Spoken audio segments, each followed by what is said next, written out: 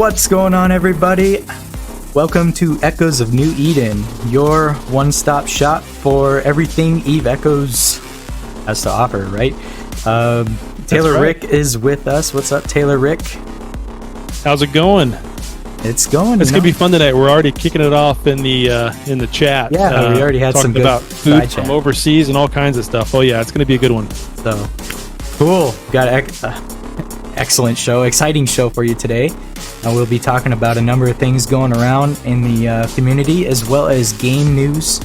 So some of the things we'll be talking about today. Let's see here. I gotta pull up my sheet. We will be talking with Saku. So if yes. You know, Saku, Japanese corporation or alliance, I should say, underneath the SHH umbrella, you know, they're doing some things out there in New Eden. We're also going to be talking about Plex and the price increase that we see. Plex is too damn high. It's too high. It's too damn high. Yes, it's so we'll be talking about that. Another thing that I wanted to talk about was player attrition. So just that as a general discussion topic, and we'll open it up to people in the on-air chat and get some views of other people and stuff. And then also, if you haven't heard it, and Taylor Rick, I don't know if you've seen it, I sent you the link, but the Paperclip challenge. So yeah, and people may be interested as to know what that is, and so we'll go into a little bit about that. I thought it was rather interesting. So yeah, it is. So going on, we will get into the game news. As far as announcements goes, and I'm going to say the announcements and patch notes are the same. Basically, their announcement was the patch notes from this last update. Is it just me, or are they kind of conflating the categories now? When you go and look at it over on the Eve Echoes Discord, it always feels like sometimes they're putting it in announcements and sometimes they're putting it down in patch notes, and it's like it's the same thing. Yeah, it's basically the same thing at this time. Yep. Though they won't put like other weird stuff in the patch notes areas, though they'll put other stuff like the developer Q&A in the announcements as well. I guess it just depends on who posts the post, you know. Yeah. So as far as the announcements goes, actually just live about an hour or two ago, the new Concord Pass season started. So everybody can mine their heart away or collect their planetary or PvP or PvE, to get those Concord points for that new Clear Sky skin. I know I was checking it out shortly before the show, and they did include the Maelstrom. I always have to check because it seemed like the Maelstrom got no love in the beginning when these purple cores started dropping with a Concord Pass. You just mentioned something that is missing from those Concord points. Why do you not get rewarded Concord points for PvP kills? Good point. Right? Yeah, good question. Why isn't PvP in there? You got people exactly. You got people building like 200 frigates or something like that, right? But something ridiculous. But I can't kill 5 cruisers. I don't know. I suppose you could fudge that. You think people would fudge that though? I don't know. Just do it off the kill mail dollar amount. No, just do it the ISK equivalent. So like if for every 150 million you kill, you get so many points for whatever it is. Make it the same tier as everything else. They've got one in there now for however many bounties, and there's a couple of different levels, and they've got one in there now for how many different planetaries, and there's different sizes like 600, 1200, whatever. Same thing with ores mined or specific ores mined. So you could have a thing in there where you get so many points for every cruiser you kill, or so many points for however many millions of worth of kill mail you get, right? Yeah. So it's a PvP game. Exactly. There's a lot of people that play this game solely to PvP. Granted, there's entire alliances like that. So they're getting, what are they doing? Are they collecting planetary for their Concord points? I guess that's how they are. It's not. It's not hysterical. They're not gaining points by PvP. No, they're not. That's good. That's a good topic to hit on. Maybe we can discuss on that a little bit later, or maybe we'll even see something from the devs about that. So yeah, we should bring that up in the Q&A. There you go. Yeah. In the latest announcement here, so they did announce the maintenance update, so we all got that yesterday. So they updated the new Concord Pass, so we all got that just a little bit ago. And we have some optimization, so they added a filter to the search and corporation combat log. Okay, cool. I haven't actually tested that out yet. I did notice that they did fix the filter that was broken in the corporation member search bar. In case nobody knew that was broken for a little bit. So in this update, that got fixed. They have another optimization here to reduce unnecessary losses. Pilots can't reprocess multiple nanocores or reprocess nanocores with other items together. It can be done separately. Okay. Okay. Accidentally multi-selected along with other things, and then you just So in this does it drop all of your cylinders and chips back when you do? I mean, is there a way is that what they mean? Because I've never tried that before. If you take your nanocore and it's just sitting there in inventory and you reprocess it, do you get all those cylinders back? Do you get all those chips back? That scared the shit out of me. I don't think I'd ever. Okay, Damon Zell is saying yes. Well, good. I'm glad you tried it because that would scare the shit out of me. Oh, but not fully. See, that sucks. Yeah. So yeah, you probably get like a prorated amount back. Like, you know, if you're downgrading in a structure, you get a 66% return. So it's probably something along that line. Only amount used per up. Oh, so like successful upgrade. Well, not the fails, of course. Yeah, not the fails. Luckily, I haven't had too much fail on me, so that's good. Yeah. First, you got to upgrade it to fail it. Exactly, yeah. On that corporation combat log, I don't know what the point of that is. I mean, it's got a search bar there, so you can search for. Are you just searching for an individual person? Yeah. I guess that part worked. I tried that, but other than that, it doesn't really do much. I have and it still puts kills and losses in the same filter instead of just losses and just kills. So there's something weird there. I have a member that keeps getting ganked in HiSec doing missions in a 5+ billion Vindicator. And so if I wanted to know how many times he's died in HiSec, I just look up his name. I'm like, oh, okay, he died yesterday, and then 3 days ago, and then a week ahead of that. Like, come on, dude. I mean, we even made it into Damon Zell's last video. I was like, really? Got a shout, yeah. If I did that for one specific member of mine, I would hang my head in shame, and I'd probably have to kick him. So I won't do that to you, Carrie. It's not worth kicking, but it's like, come on, dude. Like, get some help or something. He doesn't. Yeah, exactly. Yeah, don't play this game asleep anymore, please. Or do it in someone else's system instead of ours. So you attract the idiots over there instead of us, right? So there you go. Yeah. So going on though, bug fixes. So we had a couple bug fixes. Here's one that we were talking about before. They fixed an issue where ships weren't returned in the ship rental project. So a little late. It's over. Not only did you not get like your fittings back, but your ship just disappeared. Yeah. You rented it out and they went and totaled it, and here's your insurance check, basically. So pilots can get their ships and personal assets and locate their positions. If ships cannot be found, please contact customer support for help. Okay, cool. I guess they're helping those people that had lost their ships. And I don't even know if people got compensated for fits that they'd lost. I know that was considerably a big issue. They fixed an issue where Cosmic Anomaly Combat progress wasn't saved after server maintenance.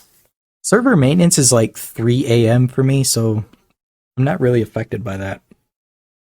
No, but I know a few guys that are, and it gets a little annoying when they're, halfway through a special, maybe even, let alone a large. But then it just starts all over again. So, And then a couple fixes that they didn't include on this. So one was that corporation member filter in the search bar that was broke. That's not in here, though I know that was fixed. And then another one that was actually posted on this show Discord in the general chat was the plagioclase bug wasn't fixed, even though that was supposed to be fixed. And we have a kill mail in that channel of a 10 trillion ISK Coveter 2 with plagioclase in it. So that's still a thing. And people, PM Blue's head is probably spinning in his chair right now. Damon Zell just said he got one. Yeah. I don't know if it's the same one that we have. But yeah, it's kill mail abuse, basically. There's alliances that keep track of this stuff, and it skews the numbers big time. So it's definitely an issue in that sense. Is it comedic? Sure. A Coveter 2 worth 10 trillion? Like, that's a knee slapper. It really is. Yeah. But dang, that's got to be fixed. That's, definitely. I just reading the chat here. Yeah. PM Blue's head is just exploding, and he loves using that. I can't remember the name of that actor right now, but that's like his go-to actor. Oh, that's Jean-Luc Picard. That's his go-to with Picard. All of his Picard emojis. His profile picture's not Picard. Anyway, back to Eve Echoes. That's from Stargate, but anyway. Back to Eve Echoes. They had some question and answers here. Let me get into that. They did some Q&A, and they actually had some rather interesting questions that I decided to cover on the show. So there was a question here. It says, do you plan on adding more faction war games mode other than the current ones? So the answer to that, and this was Talus Fox, he had said that Faction War Games is planned as a playground with different modes. After the Spring Festival holidays, we finished testing DIR Reflection mode with players and got a lot of valuable feedback about adjustments. This mode will have a permanent version. Also, we will add other modes, but we can't currently share details because it's still in the planning stages. So, cool. People that are into that, I know, Taylor, I think you were into that a bit, right? A little bit. Towards the end before it went away. Unlike me, I've yet to play a single faction war game. I'm just not interested in it. I think at this point we shouldn't allow you to, so that you can hold the record of the only player in the game who's never tried it once. Exactly. I must be the only one, right? You got to be close. Got to be close. Can't be very many. I mean, you're in the top. That's what it is. You're an elite. You're in the top 1%. That's who haven't tried it. Yeah, I haven't tried it. I'm dead serious. Okay, so here's a question too, and this is for your PC players out there. Is there any chance you will make a PC client for Eve Echoes? Many other mobile games do this, and I prefer Eve Echoes to Eve Online. Performance struggles in emulators. A native version would perform better. So the answer to that was, for now, a PC client is not in the plan.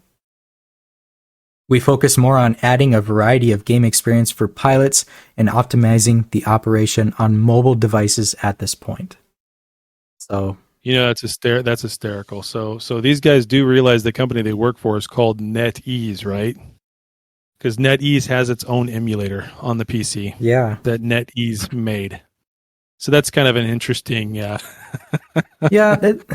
kind of an interesting take on it. But even with that said, the game doesn't run as well on. I think that emulator is called Mumu or something like that. MU.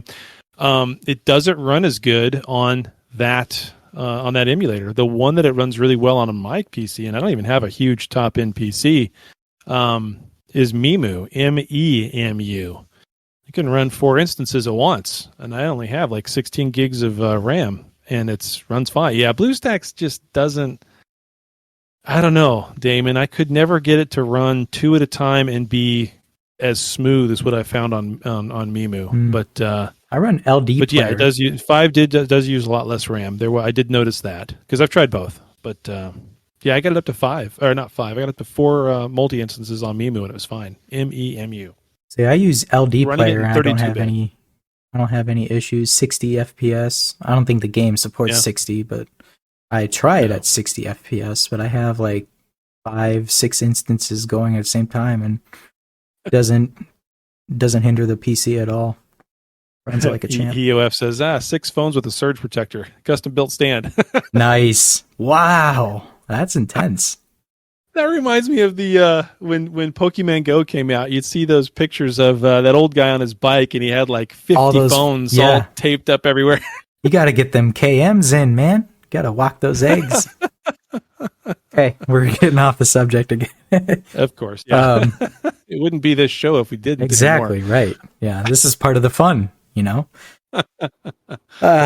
So some more questions they had. Capsuleer Outposts. They have a skin icon on the fitting page. Will we ever see skins to change the model of our outposts? The answer to that, as you mentioned, it will be very exciting to see Capsuleer Incorporation outposts in their own skin. We'll release this feature at a proper time. So I can't wait. I know in EVE Online there's outposts like level 1, level 2, level 3s. And those all have like different looks to them.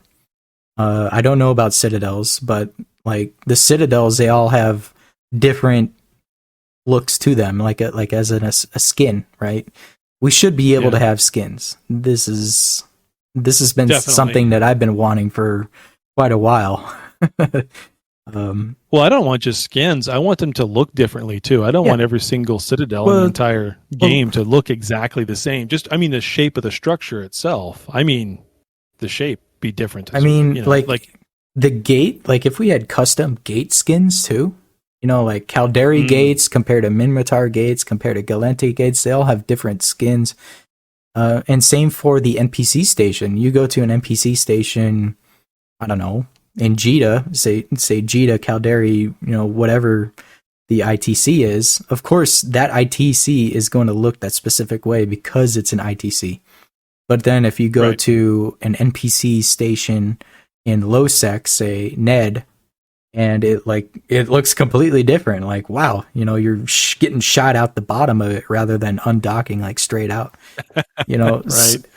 But the point is like, yeah, there's the NPCs get different stations and stuff. It's like kind of why can't we? Yep. That would be a lot of fun. I don't think it would be really that hard to update. Maybe it is to code it in. Nah, it can't be. I kind of thought initially when they were coming out with the structures that the structures wouldn't be anchored, 5,000 kilometers away. They'd be anchored onto the existing Citadel, thereby changing what it looks like. And that's what I was really hoping for, but we didn't get. So, Oh well. All right. And then continuing on, as an ex-Rorqual, I probably tortured that, Rorqual pilot from EO, can we expect it to be added to EE as a mass resource collector for Corps? And if we can expect it, then will it also be limited to low and null sec as well and have the ability to compress? So, and Pixie replied to that. They said, in the May update, we'll introduce 3 ORE ships, the Noctis, the Orca, and the Rorqual. The compress feature of Rorqual will appear in a new way, and as a key to the corporation mineral collection, it will also be limited to low and null sec. So I don't really know much about these ships. A lot of EO vets most likely do.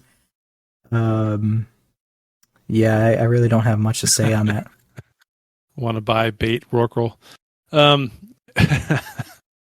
Well, I when they say compressed in a new way, that just throws me for a loop. I don't know what the hell they mean by that. Well, they're changing compression, I guess. I don't know what that means. I don't know the cost. But generally on that ship, you the cost is ridiculous with the amount of fuel, right? So does it mean that it can harvest the fuel, a different type of fuel to compress than what you would if you're in the station? That would be great. If that means gas mining is coming into it, and they keep saying this about the Noctis too, and I don't think that's what they mean. I think what they mean is the Porpoise, because the Porpoise and the Orcas both have skins in the game right now that you can go and check. I've mentioned this before, but anyway, the Porpoise is in there too. So in the way that they have those things described, the Orca will be able to do, and the Orca can do gas mining. It mentions that in the Orca anyway, and the Porpoise. So the Porpoise, I think, it just is the hauler. If I have to go back and look at it again, but anyway, so all that stuff is going to change when the May update comes, anyhow. So what it says now versus what it's going to be is probably not going to pan out. But Yeah, porpoise for crate mining, orca for beginning mining fleet. Right. It's just going to wind up being a bonus or a buff to your existing fleet, probably. The Rorqual, though, will probably be a totally different thing. So we'll see. Yeah, we'll see. I mean, we can continue talking about it, or we could just wait till May and complain about it. So, well, it doesn't matter what they do; someone's going to complain. So, so that was it for the questions and answers this week. That's all of them from what I can see. So, yeah, cool. Then further on, they did have a ban notice update, and guess what? 1,413 accounts were banned, and abnormal anomaly behavior, 86% of them were. Yeah, that's we talked about that before. We weren't seeing a whole lot of bans going on, and now in the last few weeks, it seems like we're getting a pretty steady, mid-range thousands. They've got to have some algorithm that they're doing, right? There's a Reddit post on it, and I was scratching my head, like, I've been questioning this for a long time because I look at this every week, and I see the breakdown of it, but it's always abnormal anomaly.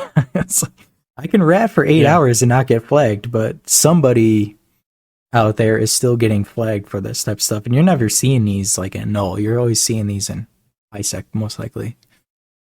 That's probably part of the algorithm. Islands. Maybe. Yeah. Oh yeah, that's that actually kind of dwindled down. I wonder if that ever got ghost patched. Nobody really talks about that. Yeah, I don't know. Well, maybe they don't want anybody to talk about it. Right. That's on the hush. It's on the down low. Yeah. That's right. So that was it for the announcements, and I think that was basically it. No official media and no player support news this week. So right on. Pretty short this week. So we'll get into a commercial break, and then we'll come back. I'll unmute Foch and his partner in crime here, and we'll talk with Saku. All right, sounds good.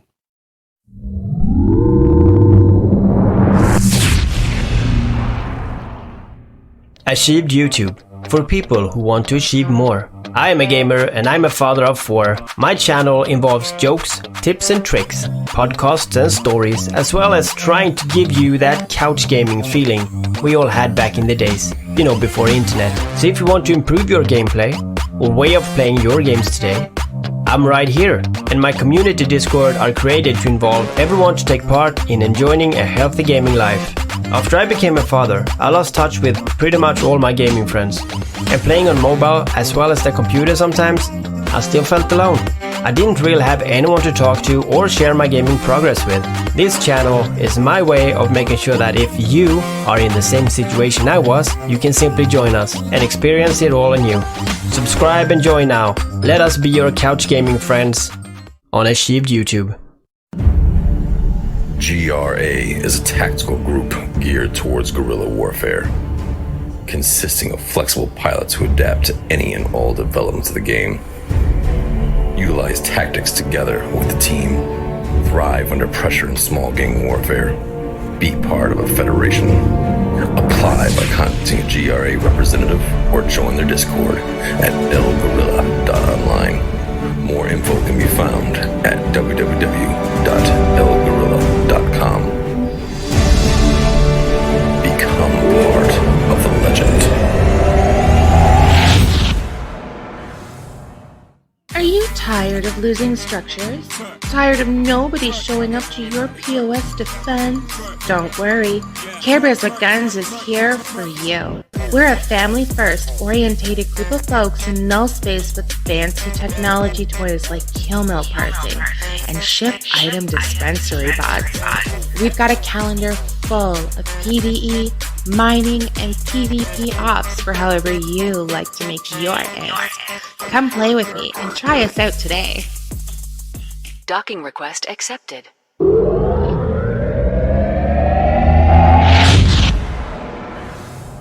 And we are back. Taylor, tell me, how do you make your ISK? How do I make my ISK? Yes. I take it from the corp wallet. Dang, you're lucky. I'm kidding. No. I rat, build stuff. I mean, I do an awful lot trade wise. I mean, our corporation's an indie corp, so I get us a ton of orders right now. We're building several capitals, and that's how the corporation makes money. And I usually only, yeah, I know, wasn't that perfect, Dave?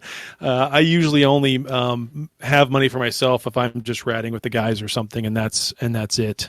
So otherwise, I really don't make money. And in fact, for the longest time, I didn't have what I would call like a high-end ship. And the guys actually just scraped together for about a month and built me a nightmare and gave it to me. So that's still my best ship because the guys built it for me. I appreciate that, guys. I was in the same boat there for a while because I was what's called corp leader poor. Yeah, exactly. I'm too busy doing other stuff. I can't play the game to the level like others would. Yeah. We were talking about commercials during the break in our chat here, and yes, Damon Zell needs to make a toll booth ad. He'll just be talking about his corp or what have you, and then have somebody come through and pay their toll or not. That would be funny too, because there's people that just run it. But He did mention though a perfect ad for Damon. I'm going to quote. This is Damon Zell. This is a quote from Damon Zell on our show, and this is his ad. I'm Damon Zell. Send me nudes. Thank you. Well, there you go. All right. That's it. I mean, need you say more? All right. And I'm actually unmuting the Saku members right now. Foch. What's up, Foch? You should be able to talk. Yeah, I'm caring about my lunchtime. It's just only 30 minutes now. It's okay. I'm just type to boss. I cannot go back home because I have a traffic jam. So type it. Yeah. Traffic jam Perfect. McDonald's, right? Yeah. It's perfect. And I have your court member here as well unmuted, but it appears that they're there you go. Just in case, yeah. Cool. Awesome. Thanks. Yeah, Kizakawa. But probably he will not talk. I have no idea. But Oh no, that's fine. He's got the ability He'll only to talk if you let him. Is that? Yeah. And sorry for my mispronunciation. I think is it pronounced Foch? Mm-hmm. Yeah, which is okay. Most of guys are Foch or something. Call me. It's okay. Yeah. Well, it's very key, and we'll be talking about this a little bit when we go into the baby kite discussion. But because I was recording that song and you heard it, and you reached out and it's like, hey, I heard that song. And it's like, oh, well, did I actually say your name right? Because if I end up re-recording that, I want to make sure that's right. I still have it anyway. Okay. There's a remix coming, is what you're saying. Right? Yeah, exactly. So thank you, Foch, for joining us today, and your court member as well. So we're going to talk to you about Saku. What is Saku? Tell us about how Saku came about.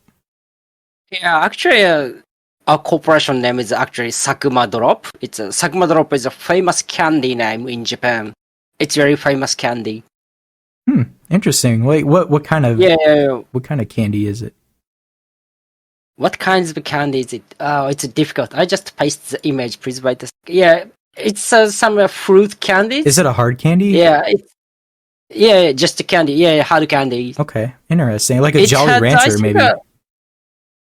I get it. I see it. Yeah. I think it has around 100 years history, I think. Interesting. Okay. Yeah, it's not so delicious, but it's a typical old style Japanese candies. It's a memorial for us, remembering childhood, some things like that. Nice. Okay. Cool. Yeah, interesting. I didn't know that. Still comes in a tin can, huh? That's neat. Yeah. Yeah, grape flavor. We have a grape. So who ended up coming up with that name? Is that pardon? Who ended up coming up with that name? I have no idea. Probably we are coming from EtherealMind actually, and the current CEO is not original name. So just we have no idea why that name is Sakuma Drops, but we have long history in EtherealMind, and then some CEO and me, and moved to Ecodes. Then just give it the same name. Yeah. Just that's it. Just easy. It's easier that way that you don't have to think about anything complex. Yeah. So give us a little bit about Saku history. I think I even reported it. I was going back into my previous shows. I believe the game released a bit late in Japan, so you guys are kind of a little bit behind. I want to say that's what happened. I don't know if you were playing when everybody else started playing. I think actually official Japanese release is last year April. I think 8 months or 6 months later, international versions. But we played international versions just using emulator. Yeah. Yeah. Gotcha. Yeah. Yeah. So then just we made segment drops and trying to live in NuSec because in EtherealMind we live in NuSec and we are living around the branch, mostly same price. Yeah. So what do you guys like that was to? When you were in Fireflies originally, right? Yeah. Then Japanese version started, and we are growing, and we joined some of Chinese Alliance, International Alliance. Then we allied with Fireflies, probably all the such guys on Fireflies. Yeah. And we are fighting each other, but we have serious tech issues. What the fuck texts?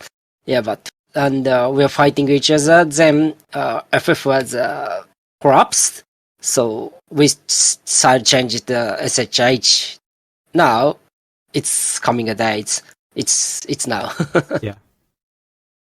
It's a short history.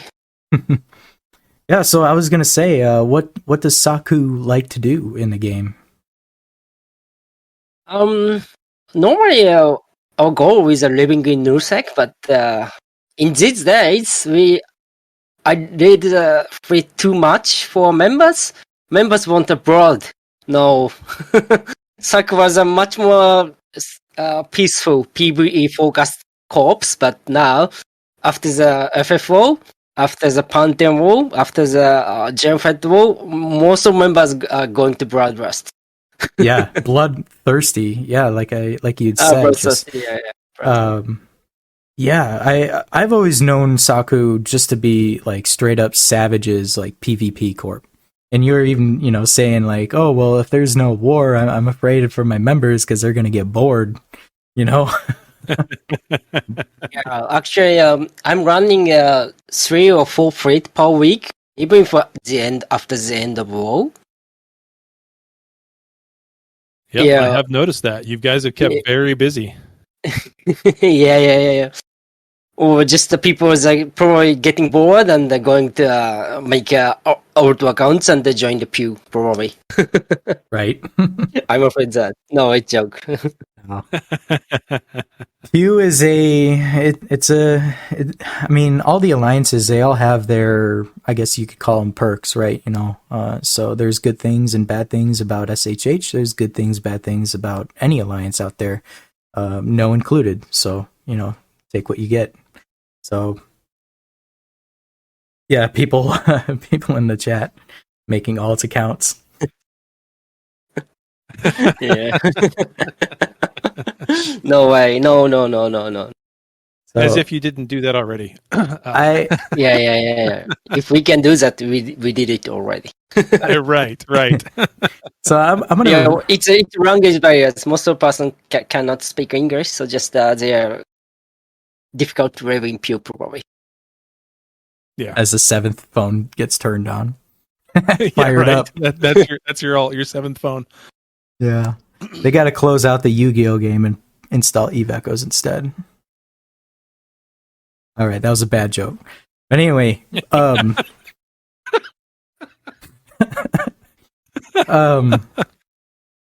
so Foch, this is like something that I know you for. Like this and Foch Butane goes hand in hand, and that's the Baby Kite fleet.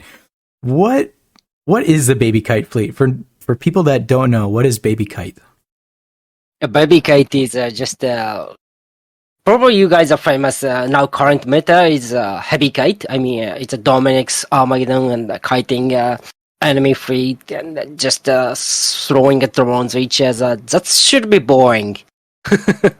Yeah. And it's too slow for me. So nowadays I have prophecy commands, but it's very fragile. It's too low HP. Then I'm thinking, if I'm bringing succubus and I'm bringing some of worms, I could have fun because it's fucking fast. No, I mean, worms and succubus is not fast in the frigate, but it's faster than prophecy command, faster than heavy kites. So just I made the worms, and it's actually we need some fun because it's most difficult times in Genfed War. We just take back subs, and people need some funny news. And then just I'm thinking, actually I had around 100 Garcias debris, so then I make some worms and give it members, and let's go baby kite. So just it was started just baby January kite was 1st born, right? Yeah. That's awesome. So yeah, like you had said, I took that idea one step further, and I went ahead and put a small shield field on a succubus. That was a mistake. Don't do that. Rip. As immortals say, shout out to immortals. Rip. But but like you had said, the heavy kite meta got very popular in the Pantheon, the SHH first Pantheon War, introduced by No. So they had been testing that, and they had gone into that war against Pantheon. SHH adopted that, and then basically executed that during the duration of that war. And I think they're still kind of using it still nowadays. It's kind of faded into the Alpha fleet, but Heavy Kite is still a little bit of a mix. Yeah, and when Heavy Kite was like the go-to doctrine, right? And then Foch would do his roams, and all of a sudden, like, this worm doctrine came out, and he was calling it Baby Kite, and people were having fun. Like, wow, this is amazing. His fleets are so much fun. And this is just what I've heard. I've actually, in the times that he's done them, I have not been able to attend, but from what I hear, they're actually really fun. If we get a fun, I'm very appreciative. But many members still DMing to me that when is the next Baby Kite fleet? A little bit problems. No, we need to hit structures. Baby Kite is not suitable for that. I'm also thinking, but many guys want that, and it's too slow for roams. Right. Yeah. So that's interesting. And even then, I would still have to get a worm if I were to attend a fleet of yours, and I do think that you hand them out, so I'll be waving my hand. No. As FC can do this. As FC can do this. Like, I have no idea Karate Pinky, or I have no idea Pinky. I think Master Yoda's Baby Kite sounds very fun. I think he should read that. Yeah, and he was another one that we had on our show a couple weeks ago, and we discussed his interceptor roams and about how people were just saying how fun that those are. Mm-hmm. So similarly, the Saku fleets are just as fun. That's what I'm getting out of it. That's what I'm taking out of it, I suppose. Yeah. But that's cool, man. Ordinary Saku fleet is very difficult because actually, I'm not the fighting crazy guy. Just I want to I'm chasing the strategic point, like slurping shield, slurping armor, trying to take half timer. So sometimes my fleet is boring because it's just a slurping shield, next one, like this. Yeah. In our New Eden songs episode, I think that's still my number one episode for this week. That was very popular. A lot of people liked that. I don't know, for some reason I had that project up while we were recording it. Like, I had just started it. and I spent like 10 minutes, 5-10 minutes on I guess what you would call like a techno track. And I recorded some lyrics, threw it into the program, and then played it. And I played it on the show. I played a snippet of like, I don't know, 10 seconds of it. and Foch, you actually heard that. And when you told me that, I was kind of, I put my hands over my face. I was like, oh no, I'm kind of embarrassed. Because it wasn't even that great. I don't think it was that great, but I definitely can make it better, and I think I will. I just got to get around to it. But yeah, maybe if you want to help me out with some lyrics, that'd be legit. I actually have another song about Baby Kite that I have the lyrics completed on, but I actually have to make a beat, and I'm not very good at making like hip hop or rap beats. So I gotta maybe do a tutorial or something on that. But I have another one in the works, and when that is finished, I will definitely send it to you and get your seal of approval before I play it. Oh, are you a good singer? So I do not know you about. Just yeah, I'm trying to make some lyrics for you. Yeah. Well, if you're using earpods right now, I mean your voice audio coming through is pretty good, so it's better than most. Yeah, no, it sounds good. All right, and then if for anybody in the chat, if they have any questions for Foch or Saku or anything about what they do, hit them up while we have them. Well, we'll wait for a couple of questions to come in. I mean, Saku is all Japanese corp, correct? Did I get that right? I think oldest Japanese corp. Gotcha. Mhm. Uh-oh. I was joking about the Vigilant. Damon Zelv posted his kill mail of his Vigilant. There you go. Okay, and then so you're at McDonald's, right? So what did you order? We were talking about this before the show started about the Squid Ink burger. Yeah, Squid Ink is very delicious, and it's famous food in Japan. But I did not order Squid Ink burger, sadly. Oh my god! I'm just ordered. I have no idea you guys have a samurai burger. I don't know. Yeah, I've never had Squid Ink. No, I have no idea what that would taste like. We don't have that here. I just know it's a thing over in Japan. What's the consistency of it? Is it kind of like watery, or is it like ranch, or is it like very pasty? There's the menu. Look at that. Oh, a samurai mac. Yes, Not even a Big Mac. It's a samurai mac. Yes. Oh, it's a soy sauce based double beef burger And cheese. and cheese. It's a curry beast, but yeah, curry beast is always delicious. Slightly fishy. Yeah. Yeah, interesting cuisine over there. Yeah. I can't read anything on this menu, but it's fascinating. Yeah. Japanese McDonald has some like special lineup for their like seasonal things, and usually it's a bit different from the US or the England kind of like menu setup. Is it really viewed as like a fast food over there, or is it viewed as something that's better than just like a sit down restaurant? Is it low end, or is it low end, or is it considered medium or more high end? Mostly looks same, I think. Yeah, it's the same, but Okay. it's slightly. They have an expensive lineup. For example, these kind of like samurai mark is one of those expensive lineups. And see, you guys get good stuff in your Happy Meals, like the My Hero Academia. That's awesome. We get trash in our Happy Meals here. Oh, yeah, we're not getting like katana swords or anything. No. That's Yeah, it looks the same though. I mean, there's pancakes and. Oh, did you actually Fish click on the link? I clicked. Yeah, into I'm going through it, looking at chicken nuggets, and now I'm getting hungry. So Hey, you can. they have can translate spaghetti the at a page. McDonald's in the Philippines. What in the world?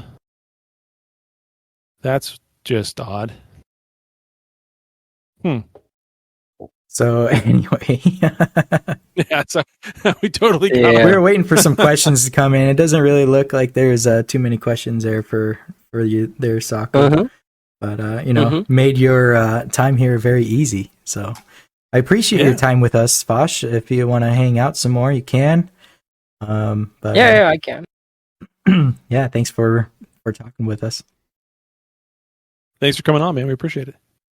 I'll have to check out this menu. I'll translate it though to English and actually see like what this stuff is. I wonder how closely related it is to the USA.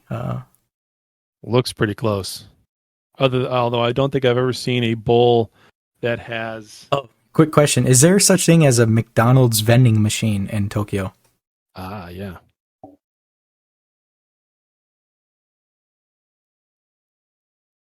I That don't was a think question. Sorry, no vending machine in Tokyo McDonald's. Sadly. Okay. I don't think so. No.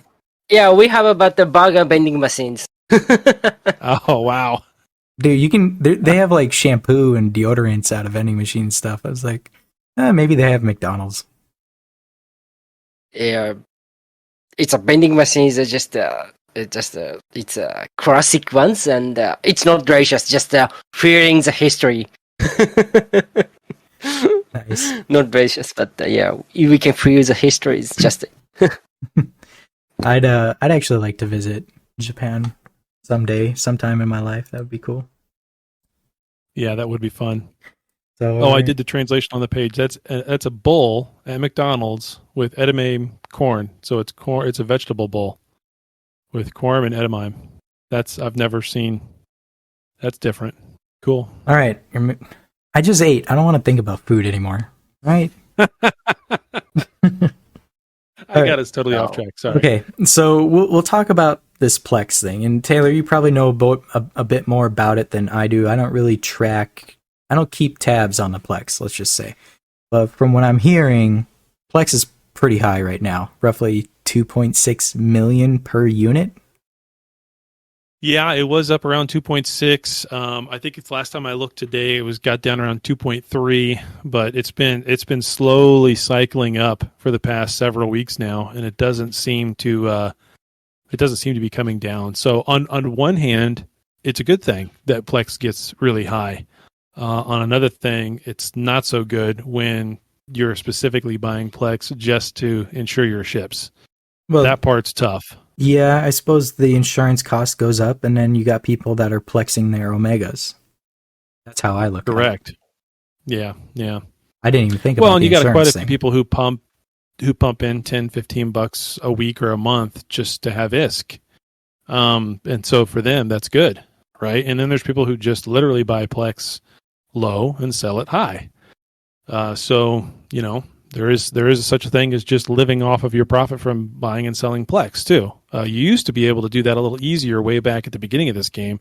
That became very difficult last year, almost the entire year, really.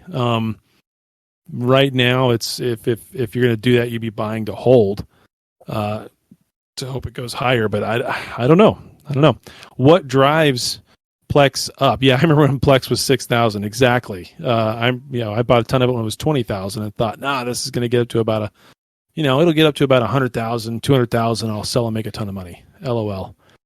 But what is it that makes Plex go higher? Do you know? Not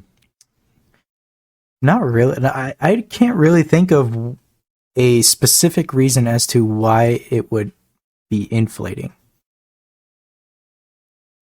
Well, usually it's a supply and demand thing, right? Right. And anything in the market in EVE can get manipulated by netties if they wanted to. But exactly, yeah, Plex-driven events. That's Damon Zell. And that's pretty much it. And I have a feeling that there's fewer people in the Plex market in terms of whether they're selling their Plex or going and buying the Plex to then turn into, one way or the other. However they're doing it, there's actually less Plex in the market, and there's more Plex-driven events. We all know there was a drop-off of players in the late fall, winter time frame, early winter. We're talking November, December time frame, right after Capitals, the whole big October deal. Mm-hmm. This kind of rolls into that discussion that we're gonna have next too about player attrition. That's leveled off, but there's fewer people in that Plex market, and you have more Plex-driven events. Therefore, the price of Plex goes up. That's my analysis of it. And if you look at the trend lines of where it is versus what was coming out at the time, and you can do this over on Eve Compendium and see a nice chart right there, it lines up. It's pretty simple. And interesting, we haven't had a Plex-driven event in a while, but that last one was that growth fund thing, right? Which Concord's Plex-driven as well, because you can Plex that. Yeah, I suppose for the secondary.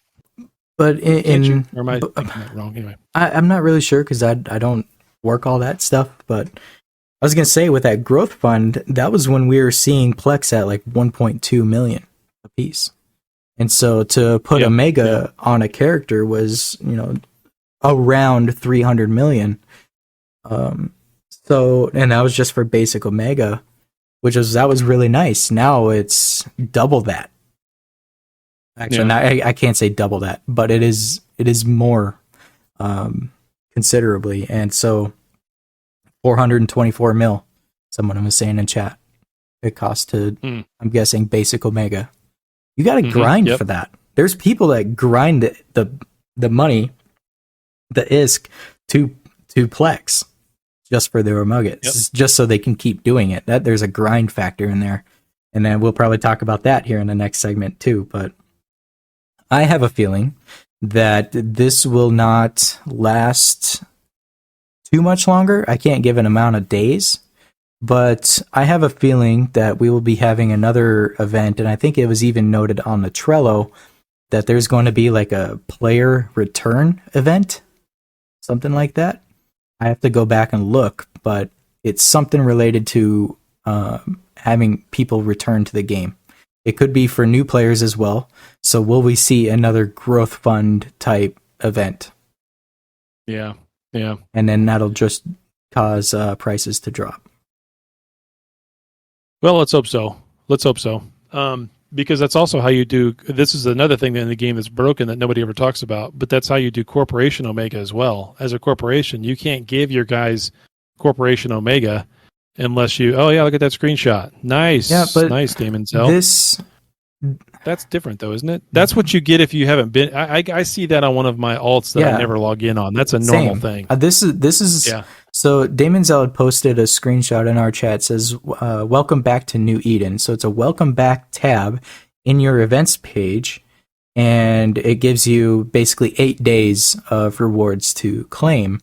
Now, right now, on one of my alts, I have this, but I have another alt that was made the same day, and it doesn't have it. So it's I don't know what's going on there, but it's the event that I was talking about is one that's going to be coming in at like spring sometime.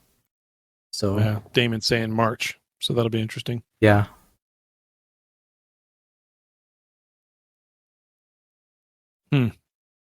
So anyway, Plex is high. Yeah. I don't really work. Plex is high, yep. I pay for my accounts out of pocket. I don't Plex. I don't do the grind. It's just easier for me that way. Oh, I remember. Yeah, I pay for mine too because just whatever. I don't have the time. That's the thing I was thinking of. The Corporation Omega. When you want to give one of your guys Corporation Omega, which is basic Omega, the $5 a month version of it, the 424 million ISK version of it, to buy that 170 Plex. As the CEO, I can't just go and do that from the Corp wallet. You can't buy Plex on the corporation level to then use for Corp Omega. You have to literally pull the money out of the Corp wallet, go buy it on the market on your own account, buy the Plex on your own account, and then Plex that in Corp Omega. And it's just like it's back asswards. It really should just be where the corporation itself owns the Plex because the corporation paid for it right from the wallet. So, yeah. You just want to talk, yeah. Damon, you just want to come on? Damon, should I just unmute you? Are you able to talk? Yeah. That's all right. That's fine. We had how long of a discussion did you have after last week's show with Rosalind and Mackenzie?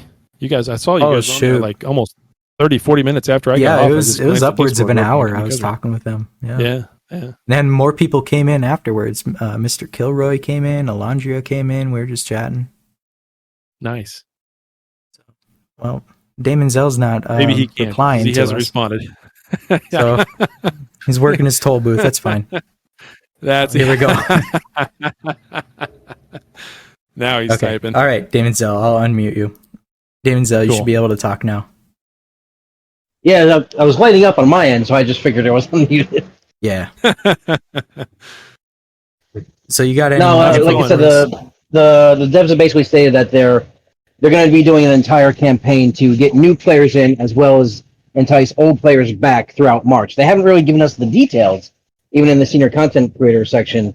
But that's the month that they're aiming for to get players back in, is March. Yeah, That'd be great. I'm guessing it's going And to be that's going to something. be right in front of the patch for April. For them to buff interceptors again and drive everyone away. Oh, great.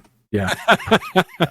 Yeah, I want to say it's going to be another, like growth fund type event where people are just going to get buku amount. You buy so many days of Omega and you get all these rewards and stuff. So, yeah, it'll be interesting. Well, I mean, the game's got to make money, and I understand that it's from some standpoint, right? There's got to be certain ways that they bring in revenue, but at the same time, they got to do a better job of balancing that with players having fun. Well, let's not mention EO. EVE Online. Last time I was on EVE Online, Plex was at 3 million a pop. Yeah. So. Yep. And that price, I haven't played that game fully in like 7-8 years. And since they started doing the same thing that what Eve Echoes does with the Alpha and the Omega style accounts, that's what brought Plex down. Because back when I played before the Omega and all that crap, Plex was like around 25 to 45 million each. Plex was how much? Like up there, like 25 mil each. Yeah, Jesus. that's a lot. Yeah. That is a lot. Okay. Good God. Was over Yeah, 2 to flex mil your to account Plex. for the month, it was something like around $1 billion, a billion ISK or 1 point something billion ISK to flex your account. Yeah, and for those who don't realize, I mean, the ISK equivalence between the two games isn't even close. So what you make in an Inquisitor versus in Eve Echoes versus Eve Online is like, what is it, like 20%, 30% difference? Eve Online's less in terms of the dollar amount because capitals are just a couple of billion in Eve Online. I want to say Not less. 20. I want to say, Yeah, maybe. I want to say like a carrier was less than 1 billion for the whole. Yeah. Shit, that I have that much in my Eve Online account. Damn, I could just go and buy a carrier in that account. I should do that. All right. I think I have 700 and some odd Plex over there just sitting for no reason. All right. So, thank you, Damon, for adding on to that. And then go ahead and mute. Bye, Damon. Thank you.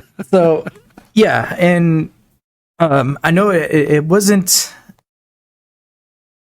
I guess, official, but this week we don't have a clip from Ethereal, as in he is quitting the game.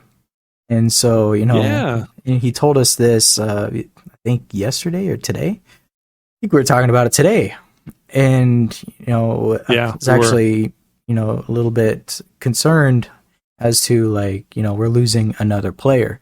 And one of his complaints was that Plex is getting too high. It's costing him too much for him. If that's your main source to Plex your accounts is, going through Plex purchasing Plex through ISK. There's a lot of burnout that happens there.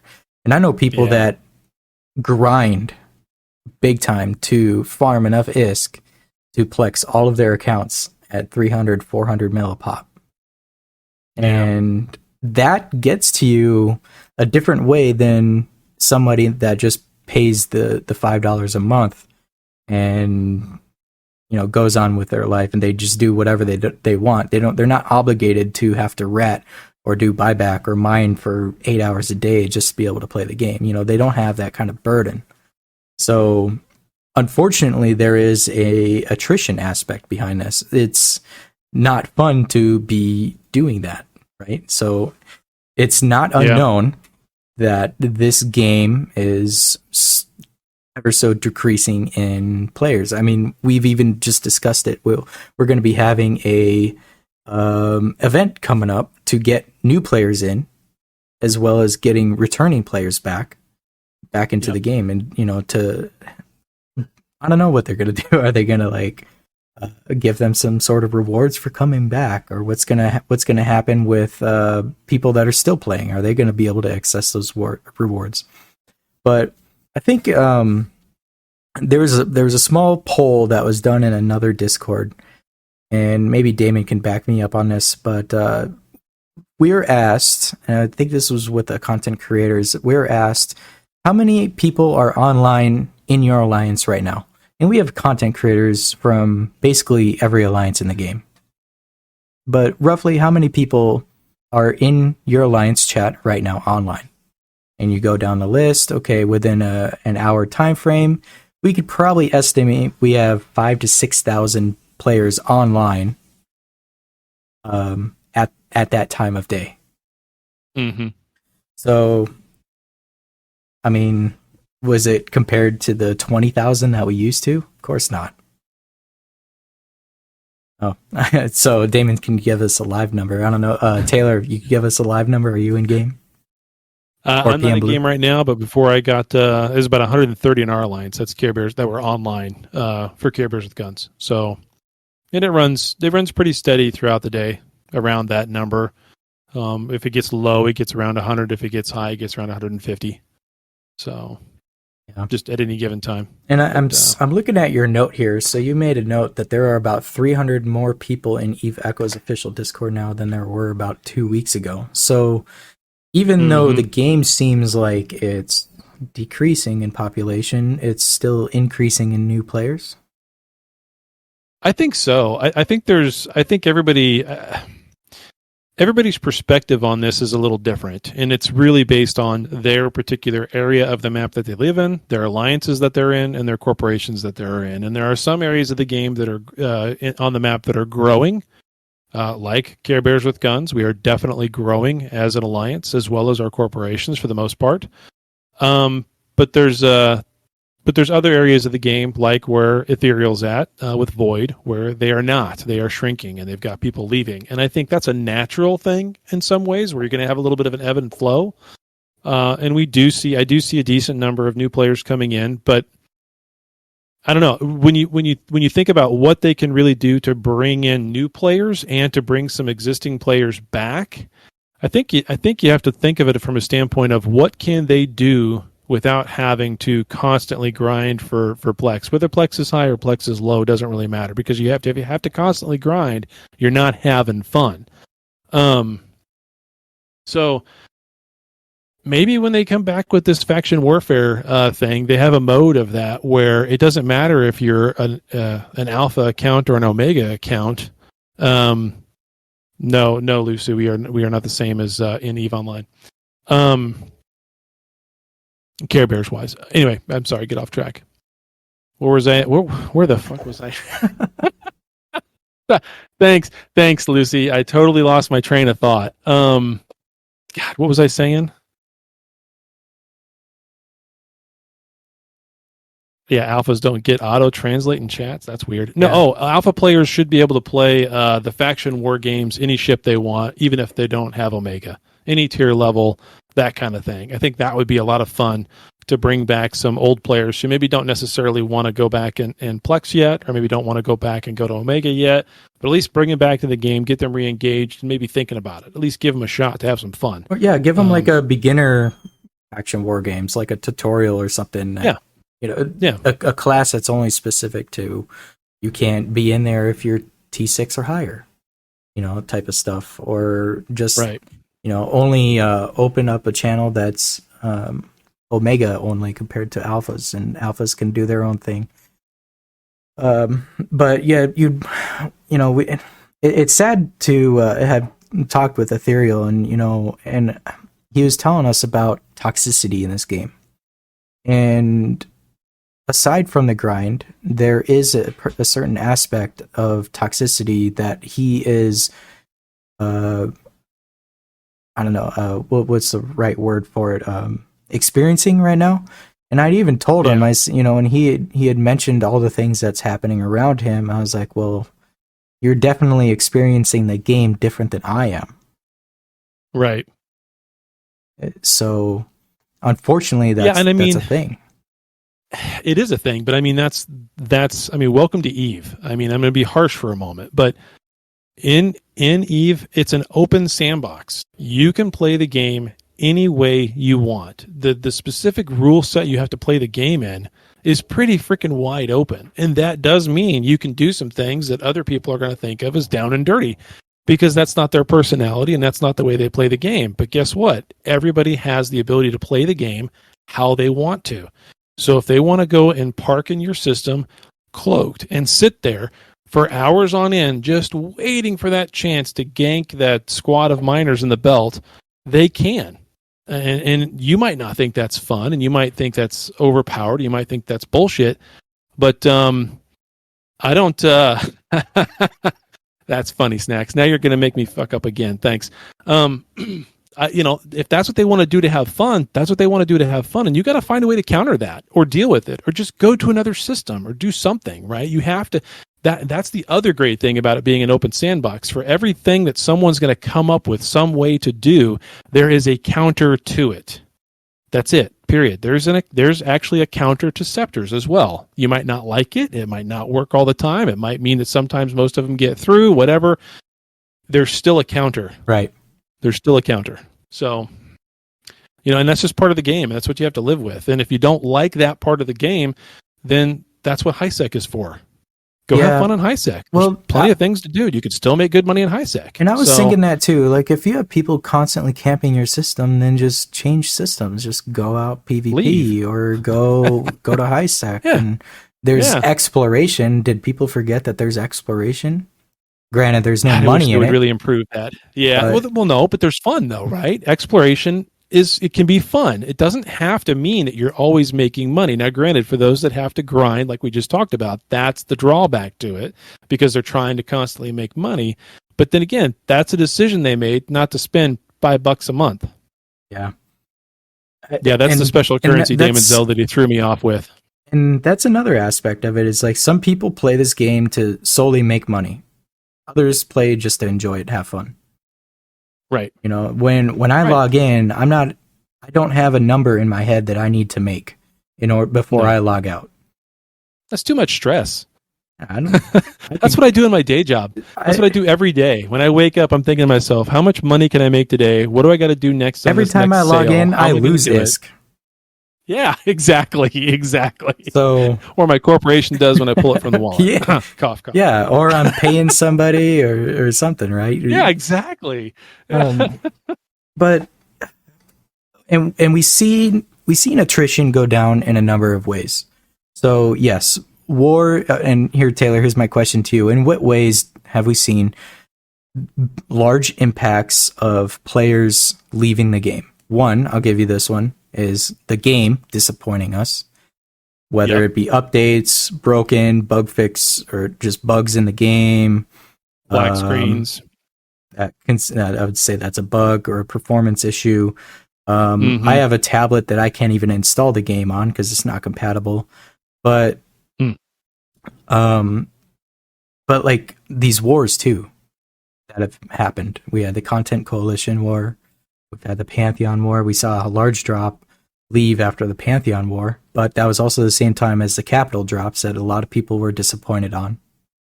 Because a lot of people were playing this game just to fly Capitals, because that's probably what they played in EO. Or flown in EO. And they were waiting for that. Thinking it was going to be the same thing. Thinking it's going to be the same thing, and it turned out not to be. And it's like, well, shoot, why am I playing this game? I could just play EO. Right, and that's your I think, honestly, that is the biggest reason. I think that there's two major reasons why people have left the game since launch, right? In my opinion. And number one is it got old. Whether they played EVE Online or not didn't matter. It just got old because they're doing the same story missions. They're doing the exact same anomalies. They're mining the exact same belts to build the exact same ships, and they just lost interest. It got old. So there's one reason. The other reason is they constantly compare it to EVE Online. They want it to be EVE Online. It's not EVE Online. They can't play EVE Online anymore because they've grown up. They're in a different job. They can't sit in front of a PC. They're mobile. They're moving around like everybody else. And they want EVE Online on their phone. And they thought this would be it. And they played it for as long as they could until they just got fed up because it's not the same thing. And I think if people would let go of that, it wouldn't be such a huge problem. But I think, in my opinion, I think that's the biggest two reasons right there why I see people leaving the game. It's because it just gets old. It grows stale. There's not enough of those little detail contents that come around, and none of that stuff changes. Yeah, content drop, right? And it's not EVE Online. That's the two biggest reasons people leave the game. I mean, for me, I played EVE Online for a long time, 5-6 years. I never played it as much as I play EVE Echoes, and I loved EVE Online, but I never had the time for it in the way that I can now. I mean, you can just hop on your phone and get on and get off real fast, do whatever you need to. You can't sit there. If you're going to grind, obviously, you got to sit there and grind for a while, which you can, which is great. But I mean, it is different than EVE Online, and I think that's a good thing too. And I've never really sat there and wanted it to be the exact same as EVE Online, because when you go back and look at it now, it's like, holy shit, the screen. I logged into EVE Online a few months ago, and it took me a good 5 minutes to figure out how to freaking turn on the autopilot. I mean, it's much more technical. It is, which is great. That's one of the great things. That's why I fell in love with it when I first started playing it way back in the day. But EVE Online is simpler, and it's good that it's simpler. So that's just me. Aside from the game, though. Okay, so yeah, the game has had issues in the past. They're working to fix them, what have you, right? There's a content drought. We have those. It happens. Yeah. We saw it before the Capitals even dropped, and that kind of gave a little bit of, I guess, a hype to the Capital release, as in, sweet, we got more content. All this stuff is going to be happening. And then it turned out to be a disappointment, and then it basically fell down even more after that. So there's those content droughts too. I guess there were these gaps that they're doing these updates are too far and few between. Twice a year may not be enough to keep the people engaged with the game. Because when Exploration came out, I mean, granted, there's still people doing Exploration, but it's not like it was when it released or within the first month it released. Well, when you say content drops twice a year, you mean balance patches. Well, yeah. Because there's content drops almost every week. It's not the kind of thing I'm thinking of. Okay, large ones. Like the ones that they name, right? So they had the Capital drops, and then before then they did the Citadel, whatever they were calling it. So, that's what I mean, like game big updates. Yeah, so, yeah. But and another thing that we were talking with Ethereal about was, you have the other aspect of the attrition as well, is people in the community can cause premature quitting, I guess you could say. People, if you don't get into the right corp, premature ejection, right? Yeah, from the game, ejection from the game. If you don't find the right corp in the beginning of the game, you can lose interest in that way. If you get into a corp that's in a war and they're suffering major losses and nobody's having fun, you could lose interest in that. Let's see, what other... I'm just trying to brainstorm things. I didn't have a list or anything in front of me, but... No, I just came up with those two. It is what it is. But then in these wars too, like this latest one with GenFed and SHH, both sides were seeing decreasing numbers in the CTAs. So people were losing interest. It's like, why are you fighting this war? Their CTA numbers aren't as they were a month or two ahead of that time. They're seeing it and they're like, let's just call this off. We want the players to stay in the game. Wars, even though they're part of the game, I mean, they do kind of suck, right? Especially if you're losing. It just the morale behind it. It just you have to deal with that some way. Now there's corporations that do a good job of dealing with that and keeping morale high, and there's others that literally suffer and they end up losing their leadership team or just ending up falling out and whatever happened. Yeah, so I mean, I understand about the wars, and I understand the CTA burnout and trying to get to CTAs in all hours of the day, all week long, and that's tough. And you do have some numbers drop here and there. But I think from my standpoint, part of that comes from the way the war mechanics in the game are. I've said this for a long time. The war mechanics themselves need to have a serious looking into. The first thing I would do is make it to where if you do declare, you have to literally declare war. If you want to go to war with somebody, you can't just set them red. You have to go and actually do a war declaration in the game. You have to pay a fine to Concord, whatever. But now it sets them red, and guess what? You can shoot them anywhere, including high sec and low sec. Do both sides have to agree? Do both sides have to agree to that? I would say no. I would say no. That both. I mean, otherwise you'd never have a war start. I know, but that's the way I would do it. In order to call war on a game or in a game like Ark Survival Evolved, both sides have to agree to the war. You can't just like, oh, I'm gonna go ahead and raid you just because I can. The other side has like I guess a say. Yeah, but I mean, you can go and raid somebody right now just for the hell of it. I mean. So, I mean, you don't... right, but so, I mean, to your point of war decking, though. Right, gotcha. I mean, that's something I think that needs to be looked into because wars need to be fought for there has to be more of a reason behind a war than just, well, I have a citadel and you shot it, and you have a citadel and now I'm going to go shoot it. Like, and the citadels can't die. You can just take them over. I don't want a citadel 80 jumps away from me. I could care less about that. So I think the war mechanics need to be changed somewhat, whether it's a war deck, like I said, or it's changing up where certain resources are so that there's a reason to want to fight over certain areas. I made this comment on Reddit the other day, or maybe it was today. I don't know when. Losing track of time. But maybe you do it to where things like tritanium are only in high sec and pyrite is maybe in high and low, and then almost none of it exists in null. Or vice or some way in some areas of the map more of this mineral exists than other areas of the map. So you have to go somewhere to get certain things. Yeah. Is that the worst? You think that's the worst? Moving trit is the worst. I agree. I do it all the time. Well, it sucks. I'm just talking about some way to have other things to fight over than just a whole. Well, I'm going to compare this. I'm going to compare that to say. Yet again, Ark Survival Evolved. You could only get metal in certain areas. You can't get it out your front door unless you put your base out there. But typically, that area where the metal spawns is contested, or it's being watched. Or you're going to get ganked if you go and try and harvest it. And there's stuff like there's special resources in specific locations that can be fought over for content. So.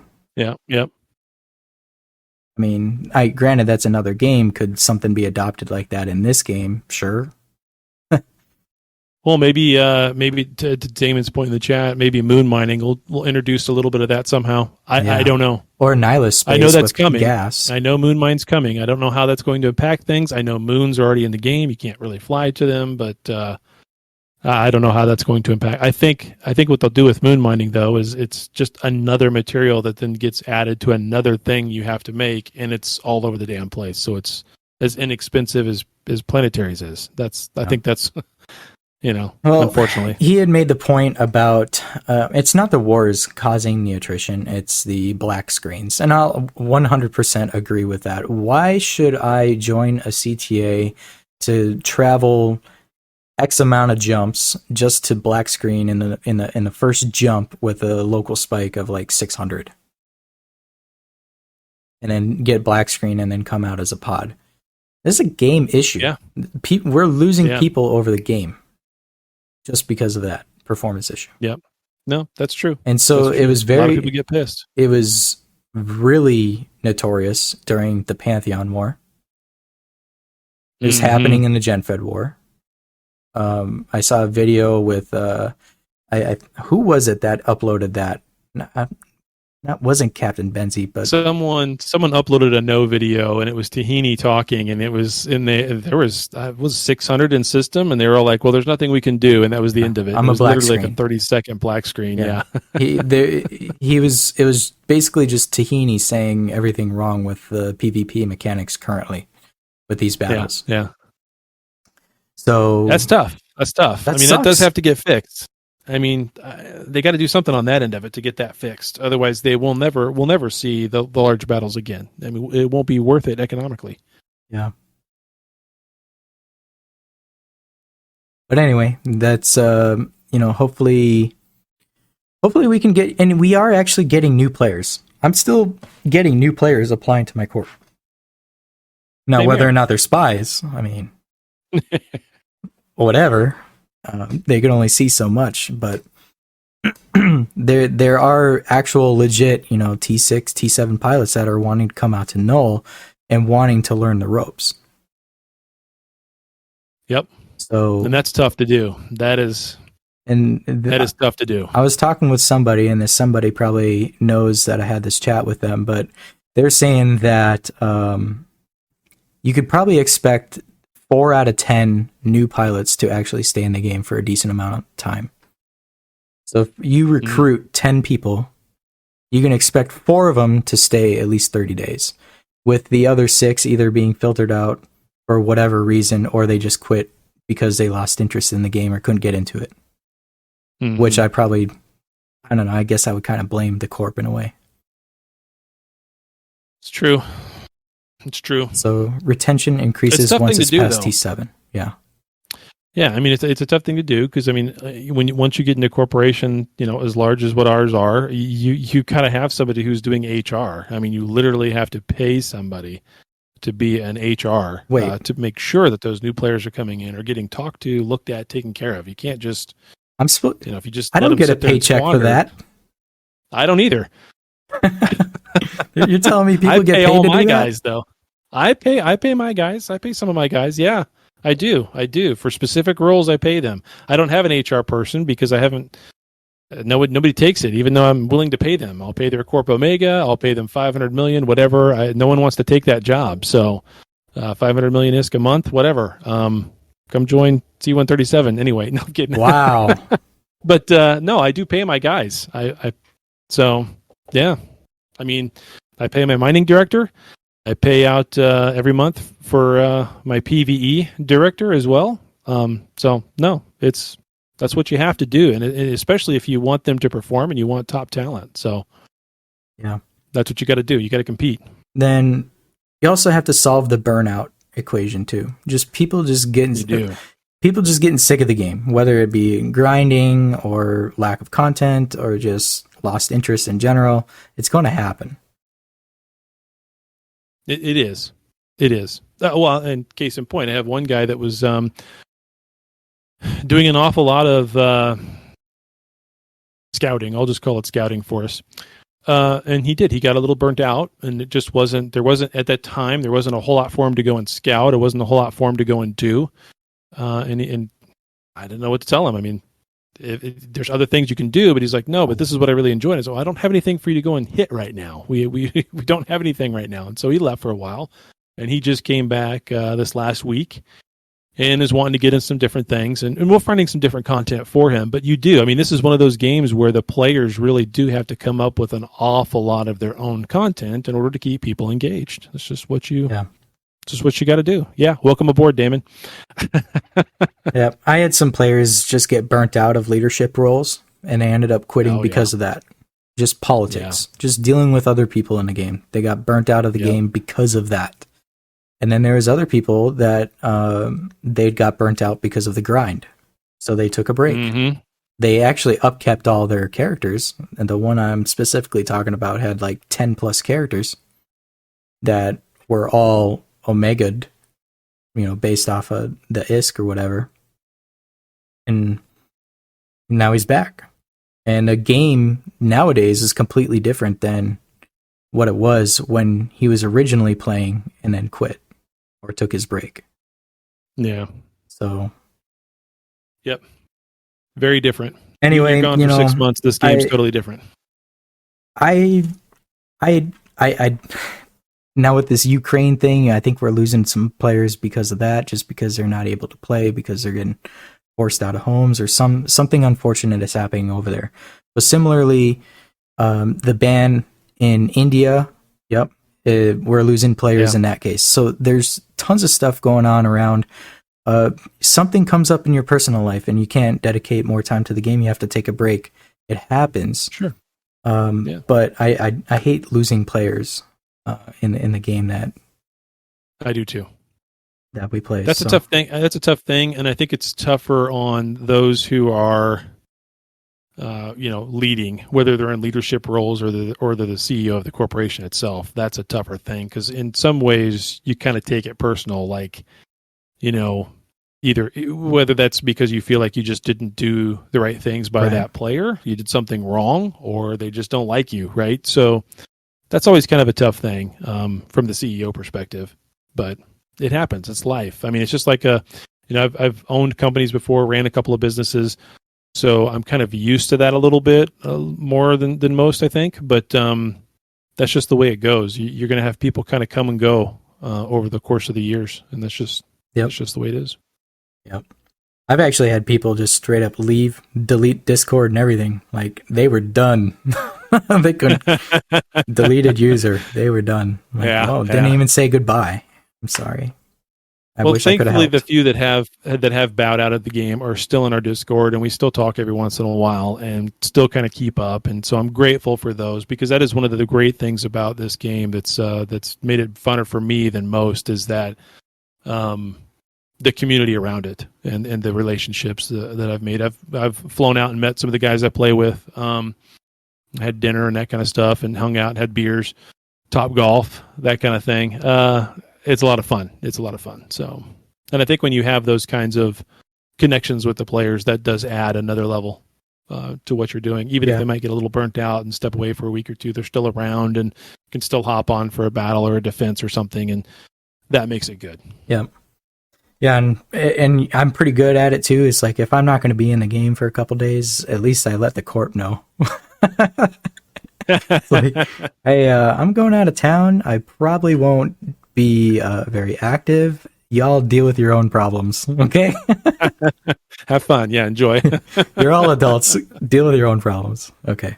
Exactly. All right. Exactly. Enough with I guess we're done with that discussion, the depression talk, but it's got to be talked about, it is a concern for the game, for the longevity of the game.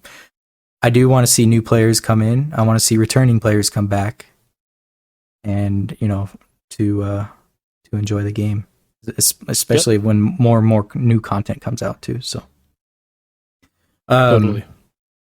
So there's a Reddit post that I thought that was rather interesting, and actually I have to click on this link. I gave you the link. Okay, it was posted 5 days ago. Hold up now. Yep. And this is called the Paperclip Challenge. You know what the Paperclip Challenge is, Rick?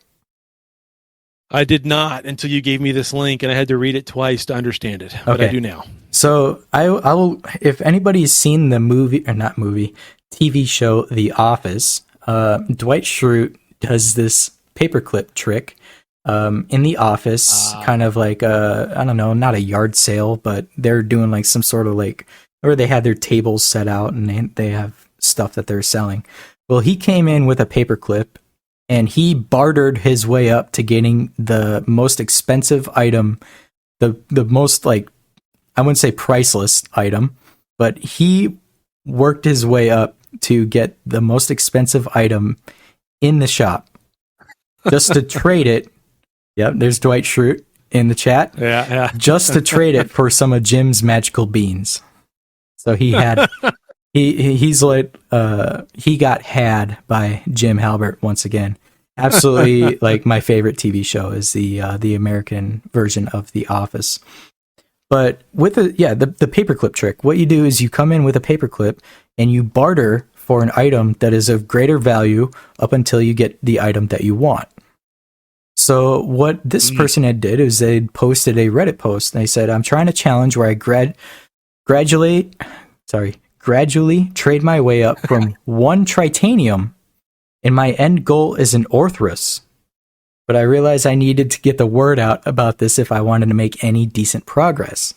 You know, and I don't know. I think that would be part of the challenge, is to not say anything about it, document your progress with it, and then once you have made it to your end goal, and then you come out with the story. I thought that would have been a lot more interesting. Yeah, it might have. They have the whole story afterwards, but still difficult, right? I mean, what do you trade? What's an Orthros even worth right now? 2 billion? Hull only? Maybe. Yeah, that's the cruiser, isn't it? The Mordos Legion cruiser? That's not the battleship, is it? No, it's not the battleship. No. But yeah, I think he's going to have a lot of difficulties in the early game as far as this. Is like, do you trade 1 tritanium for 2, or do you trade it for pyrite? But you have to know people that are actually seeking out these things that are wanting to trade. I was thinking a little bit further down the lines. I was like, well, I have a Caldari Navy web, and I need to trade it for your, Republic Fleet Warp Scrambler. You got to find somebody that actually wants to be able to trade, right? Right. For that to even want to happen. Or they'll just trade because they feel bad for you.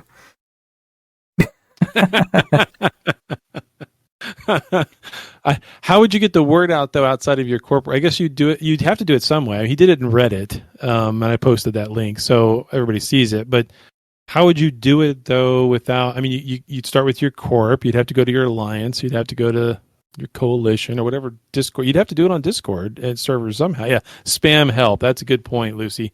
Just go and spam the help channel in Jita and just sit there and do it. That would be, I guess that'd be the way to do it. Okay. Well, his name is Sojourner on Reddit, so I guess we'll all just have to reach out to him and see where he's at with this. Later in the post, he actually put his game name, Al-Haida. In the Reddit post. Down. So, here. He's at an Omen Sniper. So he's made it up to an Omen Sniper, valued at 175 million. So I posted in the chat the link for people to go to this. And so there it is, yeah. And he started at 1 trit up to an Omen Snipers. That's not bad. That's not bad. I wonder how many. Someone said, "Oh, for that Omen Sniper, I'll trade you 1 trit." I thought this was interesting. This guy is thinking outside of the box to make some fun for himself in this game, I guess. I worded that wrong, but like I said, he's thinking outside the box, different ideas, putting himself out there, getting the ball rolling for his end goal. You know, how come we don't have more stuff like this? This is what we need. Yeah, it is definitely what we need. Oh, I'm sure we do. We just don't see it or hear about it. It's not as public as what this one is. But yeah, I mean, that gets back to what I said before. This is one of those games where so much of the content is made by the players, and every day there's something new and different. It's always something fresh. It's good. So yeah, we'll have to go find this guy and see where he's at. Yeah, maybe. Well, it's been 5 days since the post. Yeah, we'll have to figure out an update as to. No comment or run, I should say. He said, "I'll trade 1 tritanium for 1 pyrite." That's trade up, right? Well, that's the trade up. What Dwight Schrute was able to do in a couple hours may take this guy months. A long time. Yeah. Yeah. He better document it. If he keeps going, he better document it. That's pretty cool. Yeah, keep track of the sales throughout his challenge there. That'd be good. And then do another repost. Okay, cool. I think that's it. We made it through all the time. I think we could call it a show. Yes. Yeah, we got anything else here to discuss, but I think that's just about it. I think this show's gone long enough. I know it's past your bedtime there, Taylor, so Yeah, All right. yeah. It might be late enough where I'm sleeping on the couch tonight. We'll see. we'll call it quits there. And special shout out to my fellow content creators, Damon Zell and PM Blue are with us tonight. Thank you guys for joining. I love your guys' content. Oxospot is awesome, and Damon's show every week that he puts a lot of work into. It's a very good show. Also, shout out to Sky News, the Russian premier outlet of news.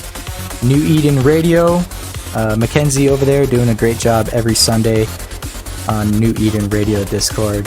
And then Ashived, Muse, Captain Benzie, Big Skillet, any others that I missed. Shout out to our content creators keeping this game legit and fun and engaging for the player base. So that's all we got. Thank you for everybody that joined us in the chat and made the chat engaging and fun. And man, thanks Taylor also for being the most badass sidekick that any host can ever want. So it's fun, man. Thanks for having me on. And next week I actually might be out of town next week now that I think about it. So we will play that by ear as to whether or not we'll have an episode next week. But anyway. Yeah. This time next week I'll be on a plane. So. Okay. Well, for all the listeners out there, we will catch you on next time. So thank you everybody for joining, and fly safe out there. Yep. Thanks guys.